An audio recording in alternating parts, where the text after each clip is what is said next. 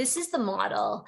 And just briefly, face-to-face interactions with people are where we get into trouble, right? They can be wonderful and they can be where we clash the most as well. So what's behind those interactions that we can't see are the culture of our setting, the context we're in, the norms of the organization, the norms of the team in that organization, and what other various levels in between, and then doing the work and all our assumptions about those. That comes and meets with us personally. And what's behind that? Critical images and stories from childhood, our boundary profile, which we'll talk about in just a second, mental models we have about what good behavior is, what's expected to us that we never share with each other, right? And they all meet in the middle. And that's where structural dynamics can help. So the boundary profile is your inner landscape.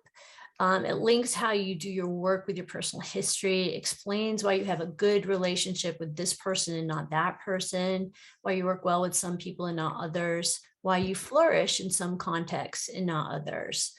And it tells you why certain encounters are out there and you react in certain ways. So yeah, and as a leader and an interventionist, a consultant, or a coach, these things really matter because they color our impressions of other people and they limit or help enhance how we can work with others.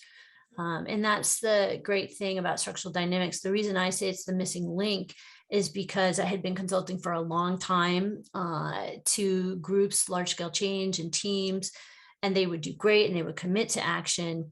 And then it would all fall apart at the conversation level. They just couldn't connect with each other when the stakes got high. And so when I learned structural dynamics, it was awesome because it was this tool you could give teams to keep to connecting, to work yourself out of a job. And then for me personally, it was life-changing in terms of assumptions I made about how reality was, how work was, what I was doing in the room. So it had quite a profound impact on my consulting practice and my teaching at that time. Okay. We clash at those boundaries, right? Our preferred approaches versus other people's. And usually there's no way to bridge them, right? If we can't have conversations where we're tolerant of difference, the result is clash.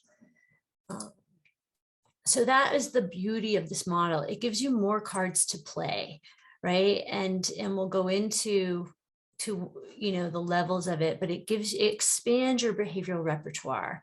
We know the first rule of communication is it's not as important what you say, it's important what they heard. So to get heard, your authentic messages, you have to be flexible in how you say it and how you connect. The other thing we've seen in the world too is we're very, very quick to other people, right? And we really want to make sure that instead of that, we tell a story that's actionable and also honoring of another human being. So structural dynamics gives us a way to do that. So as a model, it's morally neutral. All propensities and profiles are good. Difference is good. You need all of the components of this model for effective teaming, effective interpersonal communication. It also gives us a lot of insight on why we're reacting to somebody, and it gives us an actionable way to then approach them differently and also not take it personally and not tell a story about them that is damning. Yeah, it's really so useful.